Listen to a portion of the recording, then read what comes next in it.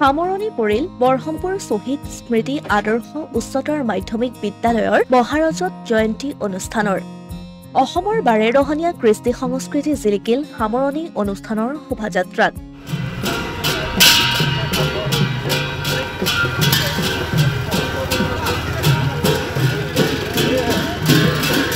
নগাঁও জিলাৰ শ্বহীদৰ পীঠস্থান বৰহমপুৰৰ প্ৰাণকেন্দ্ৰত 1950 চনতে অঞ্চলটিৰ কেইগৰাকীমান ব্যক্তিৰ প্ৰয়াসত বৰহমপুৰ শ্বহীদ স্মৃতি আদৰ্শ উচ্চতৰ মাধ্যমিক বিদ্যালয়খনিৰ সৌধ নিৰ্মাণ হৈছিল।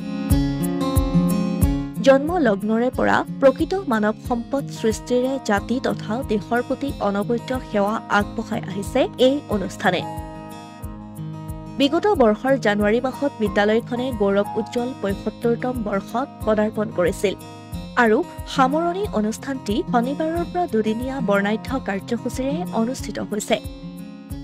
প্ৰথম দিনৰ কাৰ্যসূচী অনুসৰি বিদ্যালয় পৰিচালনা সমিতিৰ সভাপতি চাকিৰাম শইকীয়াই বন্তি প্ৰজ্বলন কৰাৰ পাছত পতাকা উত্তোলনেৰে কাৰ্যসূচীৰ শুভাৰম্ভ কৰে উদযাপন সমিতিৰ সভাপতি তথা বৰহমপুৰ সমষ্টিৰ বিধায়ক জিতু গোস্বামীয়ে।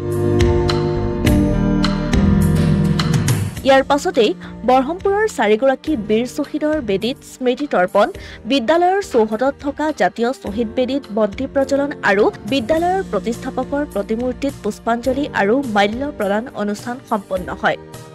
সামৰণি অনুষ্ঠানৰ লগত সংহতি ৰাখি বিদ্যালয়খনৰ পৰা এক বিশাল বাৰেৰহণীয়া সাংস্কৃতিক শোভাযাত্ৰা উলিওৱা হয়। শোভাযাত্ৰাৰ উদ্বোধন কৰে অৱসৰপ্ৰাপ্ত শিক্ষক গিৰীশ কলিতাই।